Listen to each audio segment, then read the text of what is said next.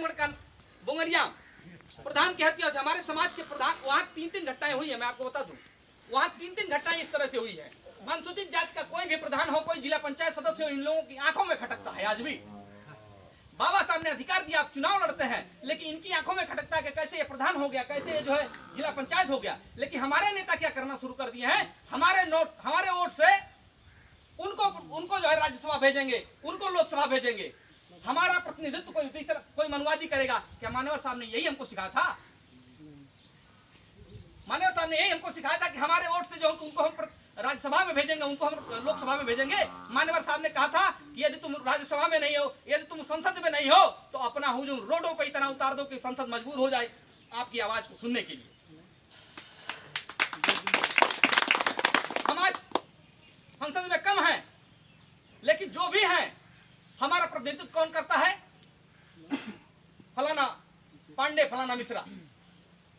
हमारे दुख की बात कोई फलाना मिश्रा या फलाना पांडे उठाएगा? जब भी उठाएगा ओबीसी का भाई उठाएगा, जब भी उठाएगा एससी का भाई उठा सकता है, लेकिन आपकी आवाज मिश्रा जी नहीं उठा सकते।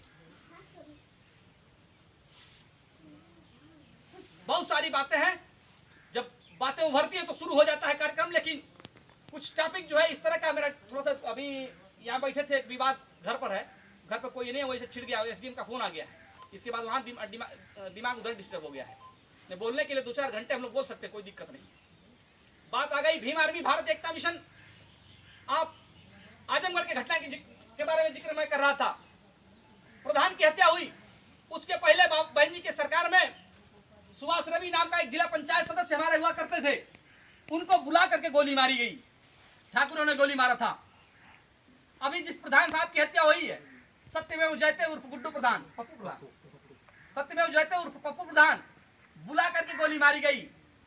शेरपुर के बगल में एक गांव है वीरपुर, हमारे समाज का प्रधान हुआ था, बुला करके गोली मारी गई। लोगों को इतना नहीं पचता है कि ये कैसे प्रधान हो गए, कैसे जिला पंचायत हो गए, कैसे विधायक हो गए। और जब आप सक्षम हो जाते हैं तो आप भी एक कमी करते हैं कि सक्षम हो जाते हैं तो अपने भाई को भूल करके उनके दरवाजे पर आप बैठते हैं। मैं इस बात का कई प्रमाण देना चाहता हूँ, नाम नहीं लेना चाहता अपने नेताओं का। इन लोगों ने गुलाम बना के रखा। फिर दोबारा मान्यवर साहब ने गुलाम नहीं बनाना था, मान्यवर साहब ने अपनी लड़ाई को जो है कि अपने हक को लेना सिखाया था। बाबा साहब ने अधिकार दे दिया था, लेकिन उसको जन जन तक पहुंचाने था, घर घर तक पहुंचाने का अगर किसी ने काम किया तो मान्यवर साहब ने किया था। मान्यवर साहब ने हमें लड़ना सिखाया, लेकिन फिर से हमको गुलाम बनाने की साजिश हो रही है कि आप कितना भी आपके ऊपर अत्याचार हो, शासन प्रशासन में रहोगे तभी लड़ाई लड़ना, शासन प्रशासन में रहोगे तभी आपकी बात सुन। अरे शासन प्रशासन तब आएगा जब आप लड़ाई लड़ेंगे। आपका वोट छीना जा रहा है, ऐसे नहीं वोट छीना जाएगा तो जबरदस्ती ईवीएम, असंवैधानिक तरीके से ईवीएम लगा करके आपका वोट छीना जा रहा है। आप कहां शांत हो? जब आप शासन प्रशासन में जा पाओगे, सत्ता में जा पाओगे, तब ना आप अपनी बात करोगे। तो सत्ता में जाने के लिए आपको रोड पर संघर्ष करना पड़ेगा। और एक चीज जान लीजिए, भीम आर्मी भारत एकता मिशन ने पुनः हमारे नेताओं को इतना मजबूर कर दिया है। मैं किसी पार्टी का नाम नहीं लेता ना, जिनको हमने वोट दिया है वो भी आना बंद कर दिए थे। मैं गलत कह रहा हूं तो जिनको हमने वोट दिया था वो भी हमारे बीच आना बंद कर दिए थे। और जब आते हैं चुनाव में आते हैं तो कहते हैं कि बहन जी ने हमके भेजले हैं। गलत कर रहे हैं। इन नेताओं की कमी से हमारे नेता बदनाम होते हैं, ऊपर वाले। ये नेता हमारे साथ सुख दुख होता तो नहीं आते हैं, कहते हैं कि जब चुनाव आता तो कहते हैं बहन जी भेज ले। भाई ठीक है, हमारी बहन बेटी है, हम उनके नाम पर दिया करते थे वोट, मान्यवर साहब के नाम पर वोट दिया करते हैं। लेकिन आपको क्या बहन जी ने मना कर दिया था कि हमारे साथ कोई घटना दुर्घटना हो जाता मत आना? आपको मना तो नहीं किया था ना। वोट लेने आते हो सिर्फ बहन जी के नाम पे, बहन जी ने मना किया था तुमको कि तुम हमारे समाज के बीच में जाना। लेकिन आज भीम आर्मी के लड़कों ने इतना मजबूर कर दिया है कि ये हर दुर्घटना में अभी 15 दिन से इतना एक्टिव हो गए हैं लोग कि जाना शुरू कर दिए हैं। तो भीम आर्मी की इतनी बड़ी उपलब्धि है, कम से कम अपने नेताओं को मजबूर तो हमने किया कि हमारे सुख दुख में आओ। हमारे समाज के लोग इतना शिक्षित हो चुके हैं, इतना समझदार हो चुके हैं कि कौन उनके सुख दुख में खड़ा हो रहा है, कौन नहीं खड़ा हो रहा है। जहां वोट देने की बात आई दिल खोल करके दीजिएगा, वोट की बात नहीं करने और संगठन की बात है। हाँ, जब भी आपके ऊपर सुख दुख का पड़ेगा, भीम आर्मी के किसी भी एक पदाधिकारी को याद कर लेंगे, आपके सुख दुख में जिले का पूरा पदाधिकारी आपके दरवाजे खड़ा होगा। साथियों, क्योंकि हमारे बीच जिले के जिला प्रभारी बड़े भाई विनोद बोध जी बैठे हैं, भीम आर्मी के बारे में बहुत कुछ विस्तार से वो बताएंगे, मैंने छोड़ दिया है।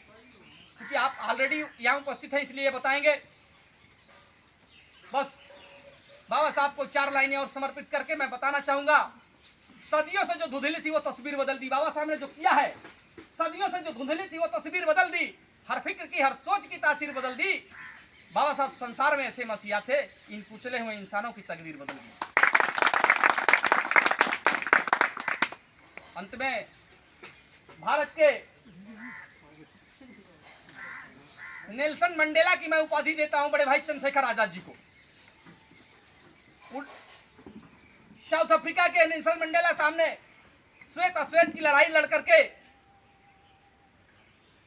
इतना अधिकार दिलाया उनको। आज हमको सब कुछ संवैधानिक अधिकार रहते हुए वो अधिकार नहीं मिल पा रहा। उस अधिकार की लड़ाई लड़ने के लिए बार बार जेल जाने वाले, मैं उनको नेल्सन मंडेला की उपाधि देता हूं बड़े भाई चंद्रशेखर आजाद के लिए। इमरान प्रतापगढ़ी की 4 पंक्तियां आपके बीच भाई चंद्रशेखर आजाद के लिए समर्पित करके अपनी वाणी को विराम दूंगा। दायरों में सिमट के आया है भाई चंद्रशेखर जी, क्या संघर्ष कर रहे हैं। इनको लोगों ने, हम लोगों को तमाम तरह की उपाधियां दे दी। ये आरएसएस के इशारे पर कर रहे हैं, ये भाजपा के एजेंट हैं। अभी फेसबुक पर हमारे साथ हमारे नेता की बात हुई, उन्होंने कहा कि आप लोग कांग्रेस के लिए काम कर रहे हैं। हमारे समाज के लोग बेवकूफ नहीं कि मैं किसके लिए काम कर रहा हूँ, खुद समझ जाएंगे। हम लोग को तमाम की उपाधियां मिलती हैं। आप आरएसएस के एजेंट हैं तो आप भाजपा के एजेंट हैं, तो आप जो है कांग्रेस के लिए काम करते हैं। मैं किसके लिए काम करता हूँ, हमारा समाज बुद्धिजीवी है, समझ रहा है और खुद निर्णय कर लेगा। दायरों में सिमट के आया है, सारी रवायतों से हट के आया है। इन गीदड़ों से कह दो संभल के रहो, शेर मेरा वापस पलट के आया है।